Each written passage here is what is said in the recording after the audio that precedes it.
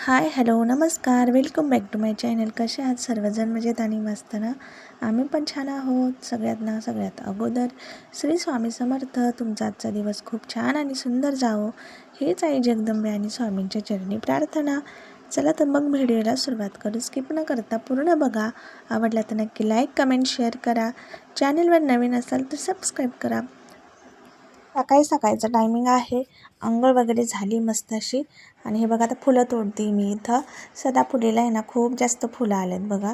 आणि ना इथं रोज सकाळ संध्याकाळ दुपार 3 टाईम जर पाणी टाकलं ना तरच सदाफुलीला नाही का असे फुलं टवटवीत आणि मस्त येतात. आणि देवपूजेची इथं तयारी चालली माझी. तर आता इथं सगळ्यात अगोदर वात लावून घ्यायची आपल्याला. तर एक वात कधीच लावायची नाही, तर असा डबल वात करून म्हणजे 2 वातीची एकच वात बनवायची आणि मग ती दिव्याला लावायची. सिंगल वात म्हणजे नाही का लावायची नाही कधीच, असंच आहे. तर त्यामुळे ना मस्त अशी वात बनवत होते मी. तर आमचा शिवसुद्धा इथं लुडबुड करतोय मध्ये मध्ये. कारण आहे ना ज्या काही गोष्टी मी करत असते त्याचं तो बारकाईने निरीक्षण करतो. आणि ना त्याला त्या सगळ्या गोष्टी करायच्या असतात. मग ते काही असो, देवपूजा असो, स्वयंपाकातलं काम असो, चपात्या करणं असो, भाकरी करणं असतो. आणि हे बघा मी डोक्यावर ओढणी घेतली तर तो सुद्धा डोक्यावर टी-शर्ट घेण्याचा प्रयत्न करता येतं. आणि त्याचं आहे ना खरंच मला खूप कौतुक वाटतं बरं का. तो आहे ना खूप जास्त गोष्टी ना निरीक्षणातून शिकतो. आणि त्याचमुळे ना आपण लहान मुलांसमोर आहे ना चांगल्या गोष्टी ह्या करायच्या असतात. आणि चांगलेच त्यांना संस्कार भेटतील याचाच प्रयत्न आपण करायचा असतो नेहमी.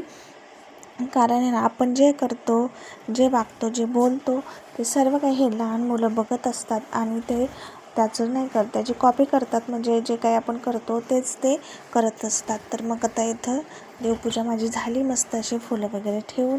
आणि खूप छान आणि प्रसन्न देवघर झाले. तुम्ही बघितलंच असेल आता. आणि किती छान दिसतं आहे. आणि दिवसभर आहे ना एवढं टवटवीत आणि फ्रेश फुलं राहतात बरं का देवाच्या समोर. आणि एकदम अगदी मन प्रसन्न होतं. ज्यावेळी आपण ह्या देवांकडे बघू त्यावेळी ना खूप जास्त मनाला शांती भेटते. आणि आता गुरुवार असल्यामुळे ना मस्त अशी मी साबुदाण्याची खिचडी बनवली इथं. तर छान अशी खिचडी झाली आहे. आणि त्याचबरोबर आहे ना मी त्याच्यासोबत खाण्यासाठी शेंगदाण्याची आणि बटाट्याची आमटी केली. कारण आहे ना आमच्या घरात आहे ना सगळ्यांना उपवास असतात. आणि सगळ्यांना उपवास असल्यामुळे मग आई यांना सगळ्यांना फक्त खिचडी असं खाल्ली जात नाही. त्यामुळे मग थोडीशी आमटी त्याच्यामध्ये ॲड जर केली तर मग सगळ्यांना म्हणजे खिचडी खातात इझिली. नाही तर कोणी खात नाही, म्हणजे आवडत नाही तशी खिचडी खायला कोणालाच. तर सगळ्यात अगोदर आता स्वामींना नैवेद्य ठेवला आहे मी इथं. तर खिचडी थोडीशी त्याच्यामध्ये आमटी टाकली आहे. आणि ग्लास भरून असं पाणी मी ठेवत असते तिथं. कारण म्हणतात की देव्हाऱ्यामध्ये एक छोटासा तांब्या किंवा काहीतरी भरून ठेवायचं देवालासुद्धा पाणी. तर तसंच इथं मी ठेवून दिलेलं आहे देवाला, म्हणजे देवासाठी पाणी. आणि नैवेद्य तर रोज सकाळी असतोच. आणि गुरुवारच्या दिवशी स्पेशली असतो सकाळ संध्याकाळ. आणि ना जर काही बनवलं नाही ना स्पेशल आपण, तरीसुद्धा देवाला साखर वगैरे असं नैवेद्य ठेवायचाच. आणि तसंच काही देवाला ठेवायचं नाही. सकाळ संध्याकाळ थोडं तरी काहीतरी आपण नैवेद्य हा आपण जे खातो ते देवासाठी ठेवायचं. ते खूप चांगलं असतं. आणि आपल्याला पण छान वाटतं. आपल्या घरात देव असे उपाशी कधीच राहिले नाही पाहिजे. काही ना काही थोडासा प्रसाद म्हणून त्या देवांसाठी करू शकता तुम्ही. किंवा वेगळंसुद्धा केलं तरी चालेल. आणि जे आपण खातो फक्त असं नॉनव्हेज वगैरे असेल तरच मग ते देवांना नैवेद्य दाखवत नाहीत, हे तर सगळ्यांना माहिती आहे. तर देवांसाठी आपण खरंच काहीतरी रोज थोडासा का होईना प्रसाद करायचा. किंवा मग आपण जे खातो तेच एक ताट बनवून ठेवायचं देवाला. तर देवाच्या समोर नैवेद्य दाखवून आपण तेच ताट जेवायला घ्यायचं. म्हणजे अन्न ही पाया जात नाही. आणि म्हणजे नाही का चांगला वापर होतो. देवाला नैवेद्य दाखवून आपण स्वतः ग्रहण करायचं प्रसाद म्हणून. किंवा तुम्ही छोटंसं काहीतरी बनवत असाल, छोटीशी भाकरी किंवा चपाती नैवेद्य दाखवल्यानंतर ती गाईला किंवा गाईलाच शक्यतो चारून द्यायची, नाही तर पक्ष्यांना खाऊ घालायचं. असं करायचं. त्यामुळे ना अन्न पण वाया जात नाही. योग्य ते वापर हा होत असतो. कचऱ्यामध्ये इकडे तिकडे फेकायचं नाही नैवेद्य कधीच. गाई किंवा पक्ष्यांना पण खाऊ घालायचं आहे. आता इथे बघा त्याच्यानंतर आहे ना मी सगळं आता किचन इथं आवरून घेतलं. मला आहे ना दूध गरम करायचं होतं, कारण दूध हे उशिरा काढलं होतं. तर त्याचमुळे ना दूध गरम करण्याचं बाकी होतं. तोपर्यंत म्हटलं चला आता सगळ्या म्हणजे खिचडी वगैरे जिथल्या तिथं डब्यात काढून ठेवावी आणि सगळं काही भांडी आता घासायसाठी मी काढलेत बाहेर. आणि इथं बघा आता म्हणजे झाडू मारून घेते लगेचच. एका टायमाचं जर किचन आपण आवरून घेतलं नाही एका वेळी सगळं काही, तर मग जास्त काही पसारा होत नाही आणि जडजड म्हणजे नाही का असं जड जात नाही कामं करायला. म्हणजे नाही का त्याच वेळी जर सगळ्या काही गोष्टी केल्या तर.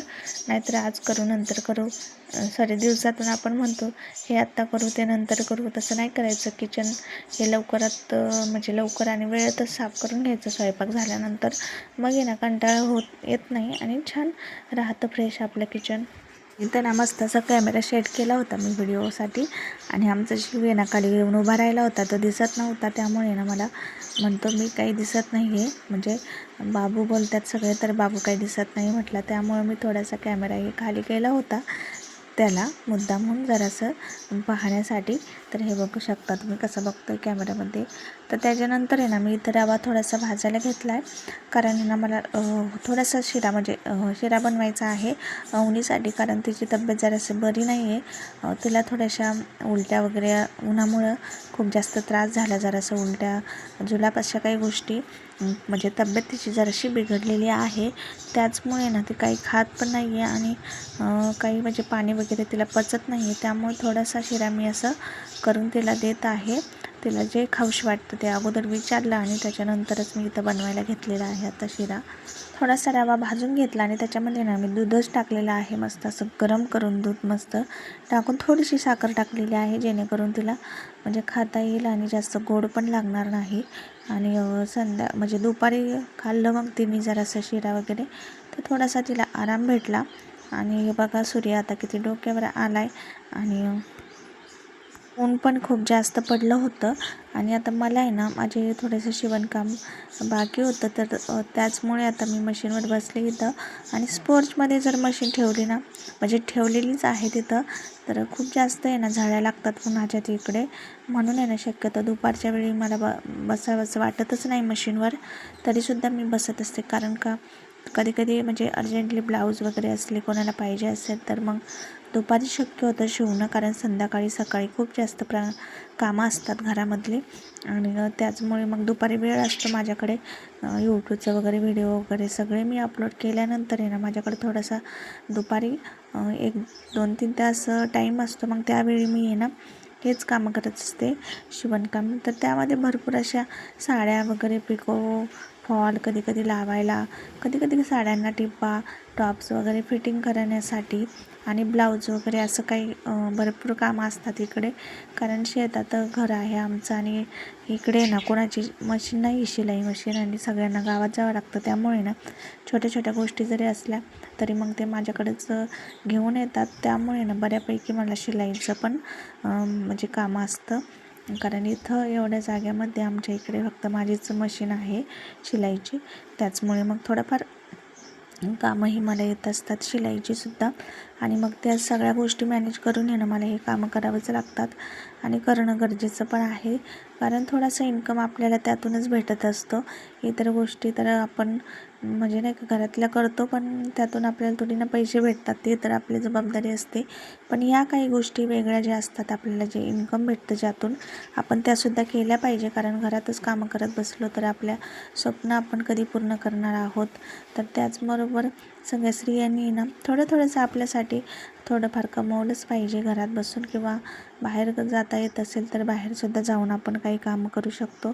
आणि घरात नुसतं बसून घरातली कामं करून आपल्याला कोणीच म्हणणार नाहीत की कोणी तुम्ही कामं करता किंवा धरा हे तुमचं पेमेंट, असं कोणीही म्हणणार नाही. त्यामुळे ना आपण स्वतःच्या पायावर कशाच्या तरी पद्धतीने आपण उभाच राहायचं, कधीही हार मानायची नाही. थोडं काम आपण करत राहायचं, जेणेकरून आपल्या स्वतःसाठी आपल्याला जगता येईल, काही गोष्टी करता येतील, घेता येतील स्वकमाईने. यामुळे ना घरातले कामाबरोबर इतर गोष्टीही खूप करण्यासारख्या असतात. त्या घरात राहूनसुद्धा तुम्ही करू शकता, लहान मुलांना सांभाळून आणि घरातल्या बाकीच्या जबाबदाऱ्या पार पाडून. तर म्हणूनच मग मी मला जी कितीही कामं असली घरातली तरीसुद्धा मी आवरून योग्य ते वेळ देत असते शिलाईला.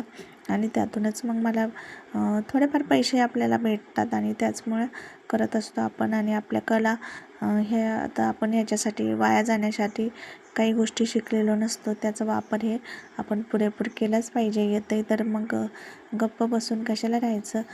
थोडे आपण सतत कामं जर करत राहिलो ना तर एक दिवस खरंच खूप मोठी होतात बरं का ही छोटी कामं.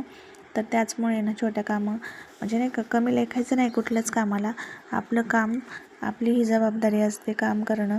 आणि थोडंफार आपल्यासाठीच काम करणं खरंच गरजेचं असतं. आपल्या मुलांसाठी आपल्यासाठी स्वतःसाठी करायचं शक्यतो. थोडासा विचार स्वतःचाच करायचा आपण, तरच आपण काही करू शकतो. नाहीतर घरात बसून हे देत आहेत ना मग खातो आहे आपण असं काही म्हणायचं नाही. कितीही जरी पेमेंट येऊ द्या घरामध्ये मिस्टरांचं किंवा बाकीच्यांचं, तरी आपलं त्याच्यामध्ये काहीच अधिकार नसतो. आपलं ज्या आपण स्वतः कमवू त्यावरच अधिकार असतो आपला. त्यामुळे ना कमवत राहा, स्वतः कामं करत राहा काहीतरी सगळ्यांनी. आणि आपल्या स्वतःच्याच पायावर उभं राहायचं. म्हणजे नाही का कुणाच्यावर जास्त अवलंबून राहायचं नाही. स्वतः कामं करायची पाहिजे. ते आपण आपल्या गोष्टी आपण स्वतःसाठी काहीतरी घेऊ शकलो एवढी तरी आपली कमाई ही पाहिजेच रोजची. तर असाच आजचा होता व्हिडिओ. तुम्हाला जर माझा आजचा व्हिडिओ आवडला असेल तर नक्की लाईक कमेंट शेअर करा. चॅनलवर नवीन असाल तर सबस्क्राईब करा. भेटू अशाच एका नवीन व्हिडिओसोबत. तोपर्यंत सर्वांना बाय बाय. श्री स्वामी समर्थ. स्वस्त राहा, मस्त राहा, मजेत आणि माझे व्हिडिओ बघत राहा. थँक्यू सो मच पूर्ण व्हिडिओ बघितल्याबद्दल.